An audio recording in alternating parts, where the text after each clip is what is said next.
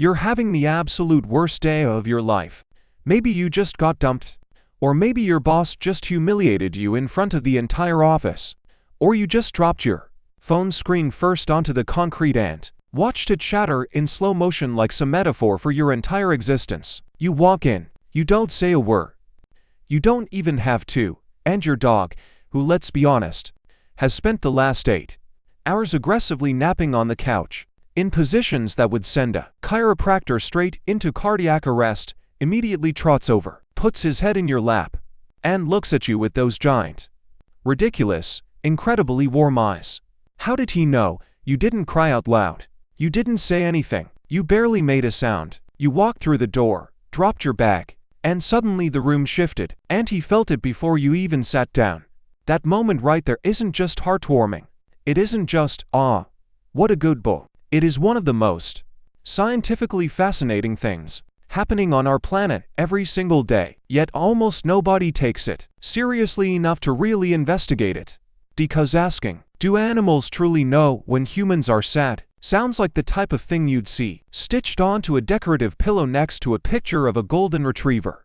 Cute, sentimental, but not exactly peer-reviewed. But underneath that warm, fluffy exterior is a question that cuts to the absolute core of consciousness, emotion, cross-species communication, and what it actually means to feel inside a body that is not yours. It touches evolutionary biology, neuroscience, animal cognition, and that 15,000-year-old bond that changed both humans and dogs forever. So, let's actually answer it properly using science. Let's start with a truth that took researchers an embarrassingly long time to finally admit out loud. Animals have feelings.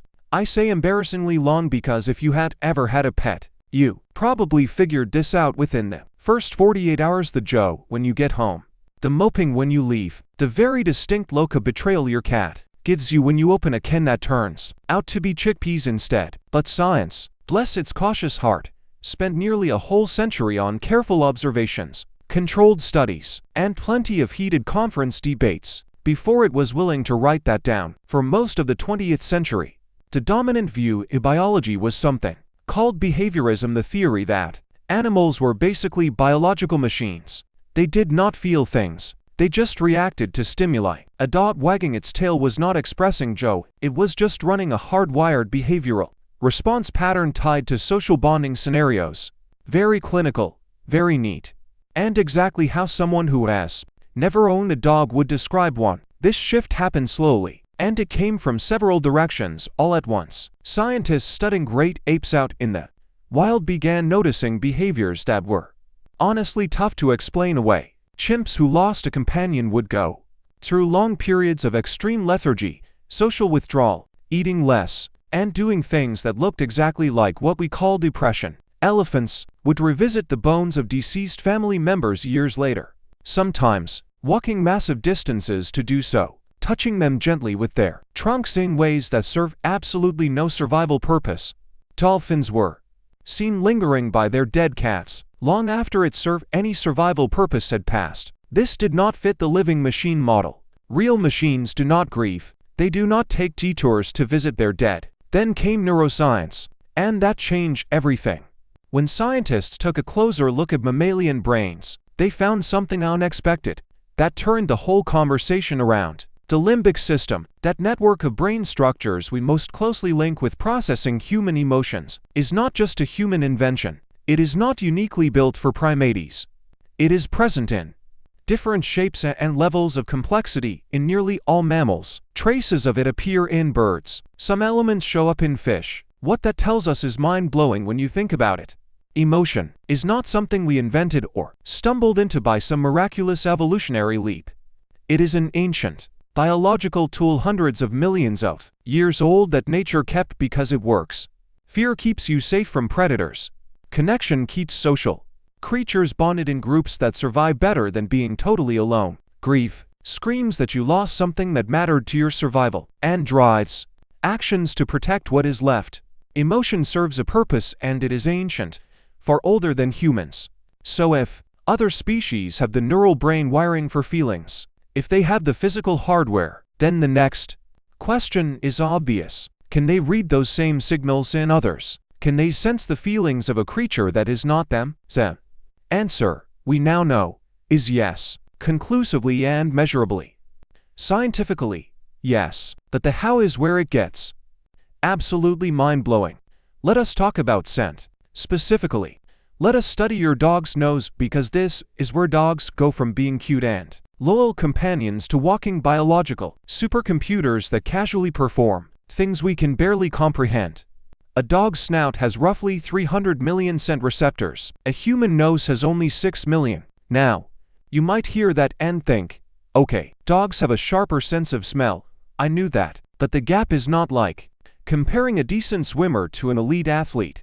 It is like comparing someone who can spot a dim candle to someone who detect a single candle flame from 80 kilometers away on a clear night. Dogs are not just experiencing a slightly sharper version of your olfactory world. Indeed, they are living in a fundamentally different relationship with chemical reality. When you walk into a room, you see space. Ow.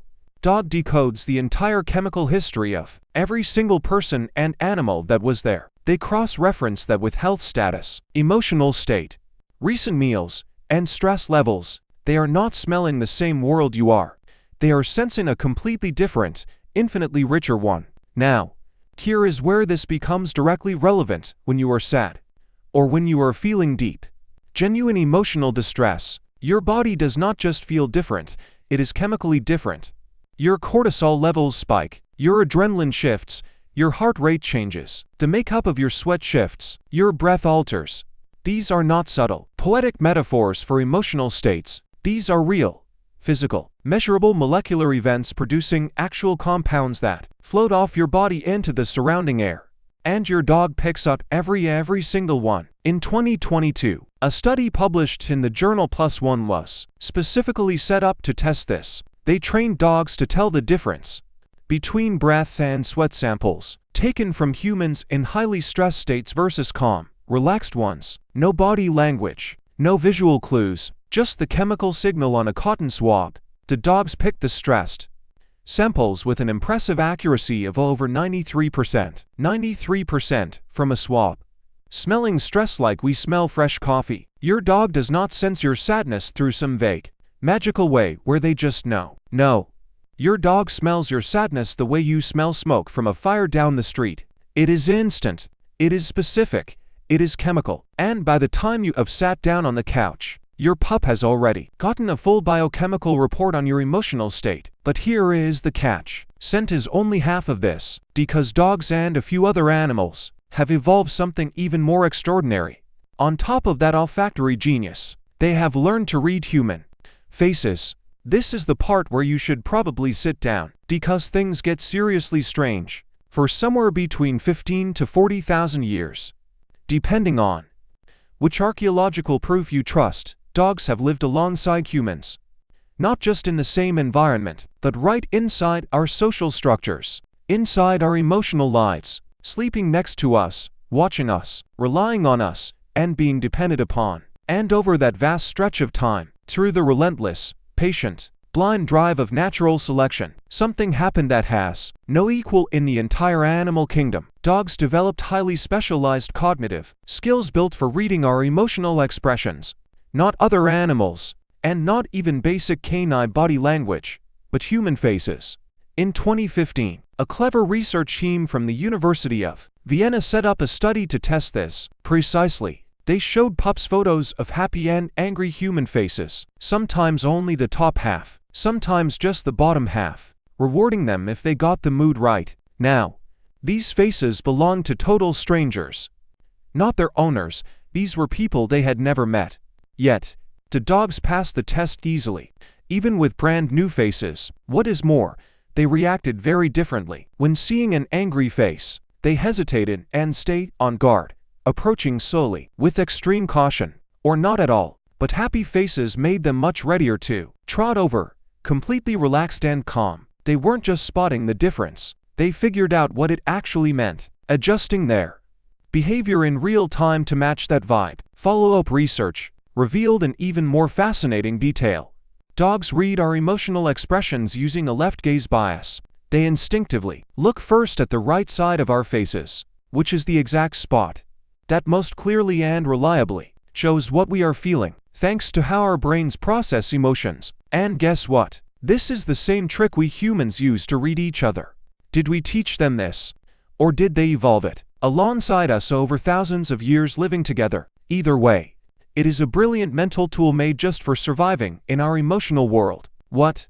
So when you piece all of this together, it is incredible. After thousands of years of living together, dogs did not just get used to sharing our space. They did not just memorize our routines and daily habits. They built a completely new mental toolkit, a specialized engine of brain power designed solely to read us. They became, in a very measurable sense, absolute experts at understanding humans. Now, dogs are the obvious example. Evolution shaped them over thousands of generations of intense pressure, focusing purely on human bonding. But what about other animals? What about cats or horses or elephants and those wild species that have never stepped foot inside a human home? Let us start with cats. They deserve the spotlight. Cats have a reputation, mostly earned, I must admit, for being emotionally detached, aloof, and cold, always acting on a secret agenda that completely ignores you and your feelings. And there is a real historical reason for this. Cats were never bred for emotional support. We domesticated them mainly to catch rodents. Their evolutionary deal was totally different. Dogs evolved to partner with us socially, while cats were basically bred to work near us while doing their own thing. Do not let that trick you, though. Research from Oakland University reveals that felines act quite differently when their owner smiles versus when they are frowning. Near a smiling human, they were much more prone to approach, purr, and engage in loving habits like rubbing. But with frowning owners, they became far more cautious and likely to keep their distance. The big discovery: this reaction was strongest with their own humans and much weaker with strangers. Which means cats probably never evolved a generic human face reading system the way dogs did. Instead, what they did is actually way more intimate. They crafted a highly personalized mental model of their favorite human. Your cat has spent years studying you, your micro-expressions, those weird little noises you make when stressed, how you walk when things go wrong. Your cat knows you in deep, hyper-personalized detail, which, if you think about it, might be the ultimate form of understanding. Not, I know what humans look like when they are sad, but rather, I know how you look when you are sad. Horses operate on a different level entirely. In a 2018 study from the University of Sussex, horses were shown photos of angry and happy human faces. Hours later, not right away, hours later, they were introduced to the actual person from the photograph. This person acted totally neutral. No emotional expressions at all. Horses who had seen that angry picture before showed a lot more wariness around that person than horses who had seen the happy photo instead. They remembered that emotional signal. They'd built an expectation and actually changed how they acted toward a total stranger based purely on an simple mental impression made by a photo hours earlier. How is that possible? It is not basic instinct. That is memory-based emotional reasoning used over time. That is cognition operating in ways we rarely ever give animals credit for. Let us go even deeper into the wild. Elephants are both mentally and behaviorally some of the most emotionally complex animals we had ever known. Studied, they comfort each other during hard times. They have unique calls when welcoming back their long-lost friends that researchers describe as nothing short of joy. They grieve their dead in ways with no practical survival purpose, returning to remains, touching them, and lingering. And here is why they matter to our story today. Wild elephants had actually been seen responding to the painful cries of completely different species, not just other elephants, any creature herding nearby. Young elephants seem especially eager to approach these herding creatures of entirely different species in what scientists describe as a gentle, calm, and deeply comforting behavior. They stretch their emotional care across biological boundaries, and the signals are loud and clear. This is huge, because it means empathy, the power to sense and help another living soul, is absolutely not locked to one species. Empathy can leap across wild boundaries when the message is clear. And if empathy jumps from elephants to other wild animals, why would it stop there? Why can't it cross over to us? We might just be that suffering creature close by. Some animals, especially those who have lived with us longest, or the ones possessing the deepest empathy, have learned to read our unique frequency. Now, let's step back to that couch. We understand the brain chemistry, but there is another layer that almost never gets talked about, and it is easily the most critical. It is not just detection, it is response. Deliberate, regulated, purposeful response. In 2018, researchers at Johns Hopkins University picture a test with dogs and their crying owners, separated by a clear door with a simple magnetic latch they could easily nudge open. Half the owners sobbed, sounding incredibly upset, while the rest simply hummed quietly. Naturally, dogs with the crying owners were far more likely to open that barrier. But here is the wild part of it. Those dogs pushed it open, much more calmly than the rest. No panicking, no frantic rushing, but deliberate. And they trotted right straight to their owner.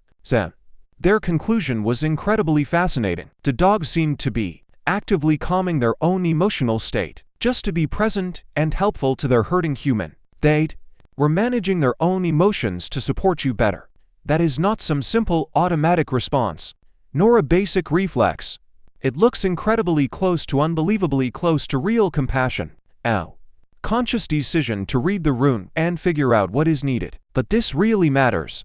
Let's be honest about what we don't know. Science tracks behavior and measures brain chemistry, but it is deeply limited when we ask the most important question of them all. What does it actually feel like inside a dog's mind when they comfort you when you are crying? Is there an actual conscious experience happening right then? Is it something we would call empathy, or love, or worrying, or just some highly advanced pattern matching program? They detect stress signals, execute the right response, get rewarded, with absolutely nothing we would call actual feeling inside. Honestly, we don't know. Inner experience is the single hardest thing in the world to prove from the outside. It is a tough philosophical puzzle. But here is what I would ask anyone who reduces everything to mere mechanism. Those emotional brain pathways that light up in humans are right there in dogs, cats, and elephants. The active behavioral reactions we witness when humans are hurting map perfectly onto what we would expect if real empathy was driving them. These reactions are never random. They are focused, perfectly fit the situation, and in classic door-opening study, actively self-regulated. The species most gifted at reading human heartbreak do not run away from it. They walk right toward us calmly with quiet, clear intention. At some point, if something looks like empathy, acts like empathy, shares the same neural wiring as empathy, and gets the exact same results as empathy across thousands of trials under strict lab conditions, the entire burden of proof flips. You are no longer proving it is real emotion. You must explain why, despite all this evidence, isn't. There is one final point worth mentioning here. Something you will not find in any research journal, but that anyone who has ever been deeply heartbroken will understand the second they hear it. Animals do not try to fix you. When you are sad, truly sad, the kind of pain that has absolutely no easy solution, most people just do not know how to handle it. They offer advice. They try to spin the situation. They say it could be worse, that you will feel better tomorrow, that at least you still have your health, that everything happens for some cosmic reason. They get deeply uncomfortable with your pain and desperately want to make it stop right now, half for you, half for themselves. But your dog doesn't do any of that. Your pup just sits there. No agenda, no awkwardness handling the heavy weight of your feelings, no desire to push the moment forward or force a resolution. Just warm, quiet, unconditional comfort, standing right there in the middle of it with you. And honestly, maybe that is the biggest takeaway from all of this. Think about it. The animals best at reading our emotional states happen to be the ones most capable of just sitting in them with us.